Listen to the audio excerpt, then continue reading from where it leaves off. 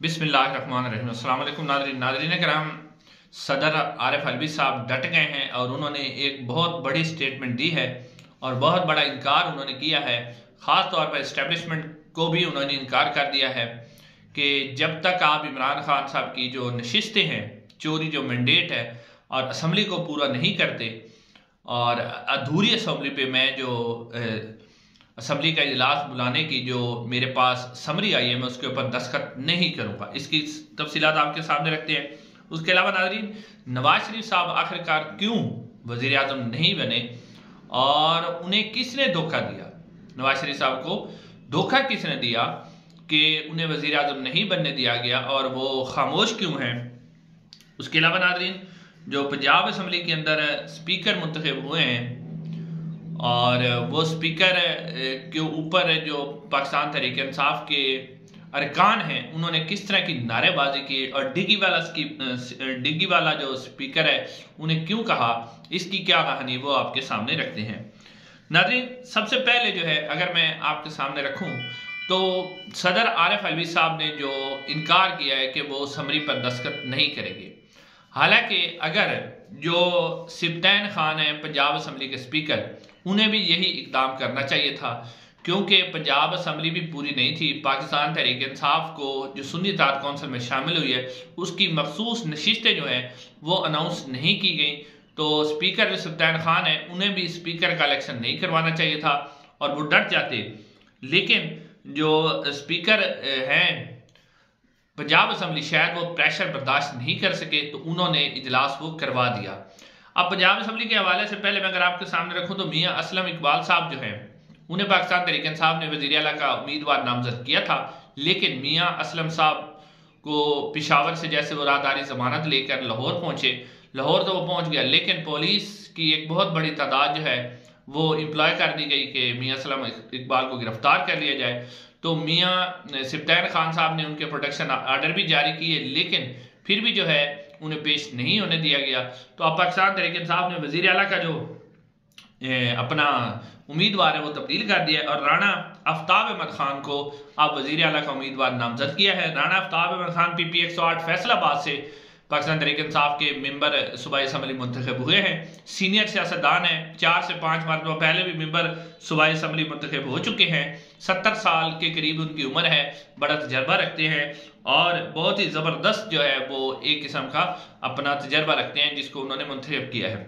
अब नाज़रीन, ये जब मुंतखब हुए, जब इनको मुंतखब किया गया तो अब वो मरियम नवाज का मुकाबला करेंगे, लेकिन जब स्पीकर मलिक अहमद खान मुंतखब हुए तो उनको पाकिस्तान तहरीक इंसाफ ने कहा कि ये डिग्गी वाला स्पीकर है जो बेल्जियम का कचरा जिसने इकट्ठा किया था, यानी कि वो मलिक अहमद खान साहब को वो याद दहानी करवा रहे थे कि मलिक अहमद खान साहब अपनी गाड़ी की डिग्गी में बिठाकर शहबाज शरीफ साहब को जनरल बाजवा से मुलाकात के लिए ले जाते थे और जनरल बाजवा और जो मलिक अहमद खान साहब हैं उनके तल्लुकात बहुत अच्छे थे। तो मलिक अहमद खान साहब जो हैं वो शहबाज शरीफ साहब और जनरल बाजवा के दरमियान एक किस्म की पुल का किरदार अदा कर रहे थे और जनरल बाजवा के बड़े करीबी थे। और जब उस्मान बुज़दाद साहब की हुकूमत हटाई गई थी तो उस वक्त अगर कोई वज़ीर आला मुस्लिम नून का बनता तो जनरल बाजवा के जो उम्मीदवार थे वो मलिक अहमद खान थे, मलिक अहमद खान को ही बनाना चाहते थे। तो मलिक अहमद खान जो है वो इस्टेब्लिशमेंट में बड़े करीब है और अब उनको जो है स्पीकर पंजाब असम्बली मुंतखब कर लिया गया है।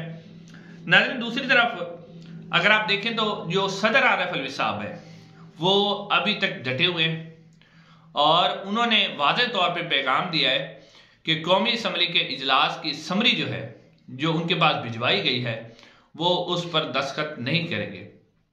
नाज़रीन, सदर के इस इनकार के बाद एक तो आईनी बुरहान पैदा होने का खतरा है क्योंकि 8 फरवरी को इलेक्शन हुए हैं, 29 फरवरी तक जो है आइन और कानून के मुताबिक जो नया कायदे-ए-अमान स्पीकर और डिप्टी स्पीकर का जो इंतखाब है वो ज़रूरी है। लेकिन सदर पाकिस्तान ने असूली मौक़िफ़ अख्तियार किया है और उन्होंने वाज़ेह तौर पर इनकार किया है कि मैं जो कौमी असम्बली का इजलास है उसकी जो समरी है उसके ऊपर दस्तखत नहीं करूँगा।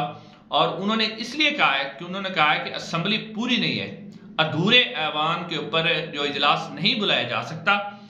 और उन्होंने कहा कि पाकिस्तान तहरीक इंसाफ को जो मखसूस नशिस्तें हैं वो अभी तक इलेक्शन कमीशन ऑफ पाकिस्तान ने अनाउंस नहीं की और जब तक जो है इलेक्शन कमीशन ऑफ पाकिस्तान जो है वो मखसूस नशिस्तें अलॉट नहीं करता, हालांकि उनके ऊपर प्रेशर भी डाला गया ताकतवर हलकों की तरफ से, लेकिन फिर भी सदर आरिफ अलवी साहब जो है वो अभी तक इस बात पर डटे हुए हैं कि वो इजलास के ऊपर, जो इजलास है उसके ऊपर, असम्बली के ऊपर दस्तखत नहीं करेंगे।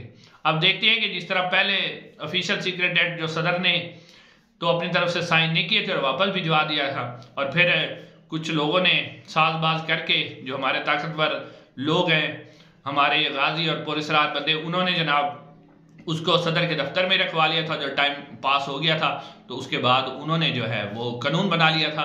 अब कोई इस तरह का सीन भी हो सकता है कि सदर पाकिस्तान जो है वो तो साइन नहीं कर रहे, या कोई जेली साइन कर दिए जाए, या फिर कोई और तरीका करके जो है इजलास बुला लिया जाए। लेकिन अभी तक जो है सदर पाकिस्तान वो इस बात पर कायम है कि वो इस अधूरी असम्बली का इजलास तलब नहीं करेंगे जब तक जो है जो मखसूस नशिस्तें हैं वो, नाज़रीन मखसूस नशिस्तें पंजाब के अंदर भी नहीं दी गई, KPK के अंदर भी मखसूस नशिस्तें अभी तक इलेक्शन कमीशन ऑफ पाकिस्तान ने अनाउंस नहीं की, और ना ही जो है फेडरल के अंदर अनाउंस की है।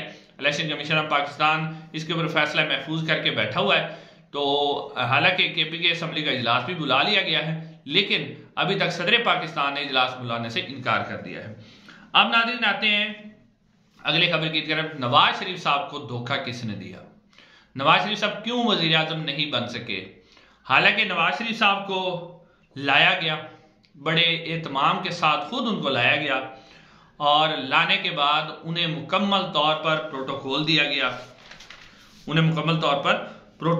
गया, कि जी वो मुकम्मल तौर पर वज़ीर आज़म है। आपने देखा कि वो जब आए तो बायोमेट्रिक अमला जो था वो एयरपोर्ट पर पहुंच गया, नादरा एयरपोर्ट पर पहुंच गया, उन्हें पूरा प्रोटोकॉल दिया गया, उन्हें किसी ने हाथ नहीं लगाया, किसी ने उन्हें गिरफ्तार नहीं किया।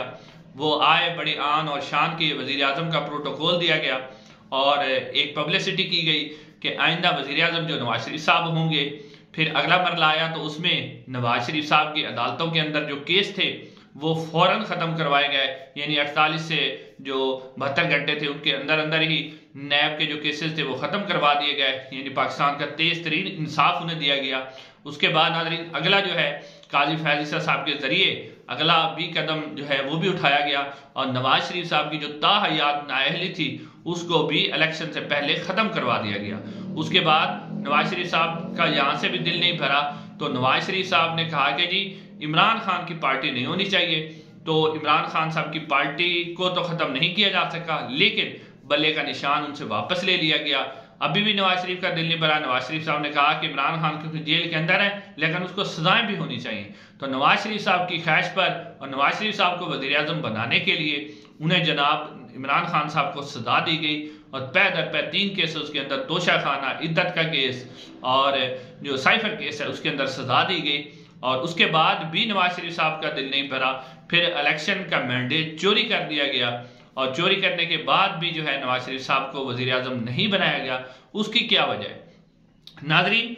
ये अगर मैं आपको बताऊं, ARY के एक रिपोर्टर है ज़ीशान बाबर साहब, वो इसके ऊपर लिखते हैं कि नवाज शरीफ को जो इक़्तिदार का कबूतर था वो उनके हाथ पर तो बैठा, लेकिन उसको किसने उड़ाया? इन्हें इक़्तिदार से किसने उठाया? नवाज शरीफ को नवाज दो ये नारा किसने लगाया? और फिर पाकिस्तान को नवाज दो ये नारा किसने लगाया? और फिर पाकिस्तान को शबाज दे दिया, वो किसने दिया? और पाकिस्तान को संभालो नवाज शरीफ ये किसने कहा था? अब ये मियां नवाज शरीफ साहब को किसने निकाला? तो नाज़रीन ये निकाला है, वो कहते हैं कि नवाज शरीफ साहब को निकाला है नवाज शरीफ साहब ने, क्योंकि अपनी नजरियाती सियासत छोड़ दी और ज़रूरियाती सियासत को अपना लिया, और नवाज शरीफ साहब ने वोट को इज्जत दो को छोड़कर वोट को पामाल कर दिया। और फिर जो शहबाज शरीफ साहब हैं उनका भी इसके अंदर भरपूर किरदार है। शहबाज शरीफ साहब ने भी यकीन दहानी करवा दी थी कि अगर आप नवाज शरीफ साहब को वज़ीर आज़म बनाएंगे तो क्योंकि वो हमेशा से गुस्सा करते हैं, वो लड़ाई करते हैं, वो आपके फरमाबरदार नहीं रहेंगे, लिहाजा आप जो है नवाज शरीफ साहब को ना बनाएं। तो फिर नवाज शरीफ साहब को वहाँ से हटा दिया गया। फिर नवाज शरीफ साहब ने इसी पर ही गनीमत जानी कि मरियम नवाज साहबा जो है उन्हें वज़ीर आला पंजाब बना दिया जाए, और शहबाज शरीफ साहब वज़ीर आज़म बन गए। तो नवाज शरीफ साहब को जो धोखा दिया है या नवाज शरीफ साहब को वज़ीर आज़म बनाने से रोका है वो उन्हीं के भाई मियां शहबाज शरीफ साहब ने ही रोका है, या फिर उनकी जो वो वोट को इज्जत दो का बयानिया था वो खत्म जो उन्होंने करके और वोट को इज्जत नहीं दी बल्कि वोट को पामाल किया और वो डील करके आए, तो डील उन्हें ले डूबी और वो जो डील थी उसको भी पूरा नहीं किया गया। हालांकि उनसे वादा किया गया था कि आपको हम वज़ीर आज़म बनाएंगे, लेकिन उनसे वादा वफा नहीं किया गया। उनसे जो डील की गई थी वो नहीं की, उसको तोड़ दिया गया। अब नाज़रीन आखिर में चौधरी निसार साहब ने एक बड़ा जबरदस्त बयान दिया है। चौधरी निसार साहब कहते हैं कि ये जो जीतने वाले और हारने वाले एक दूसरे को झूठी मुबारकबादें दे रहे हैं, इनके साथ बहुत बुरा होगा और इन्हें शर्मिंदगी का सामना करना पड़ेगा। और फिर वो कहते हैं कि ये जेली मैंडेट पर असेंबली में बैठे हुए हैं और ये असेंबली ज्यादा देर नहीं चल सकेगी। उसके अलावा शेर अफजल मरवत साहब और जो बैरिस्टर गोहर हैं उनके दरमियान झगड़े की जो खबरें आई थी वो उस वक्त दम तोड़ गई जब शेर अफजल मरवत साहब जो हैं बैरिस्टर गोहर साहब के पास पहुंचे और उन्होंने बैरिस्टर गोहर के साथ एक मुलाकात की, उनको जफ्फी डाली, पपियां भी दी और आपस में बड़ा खुशगवार मूड रखा। उन्होंने कहा कि मीडिया पर जो अफवाहें फैलाई जा रही हैं उनमें कोई सदाकत नहीं है।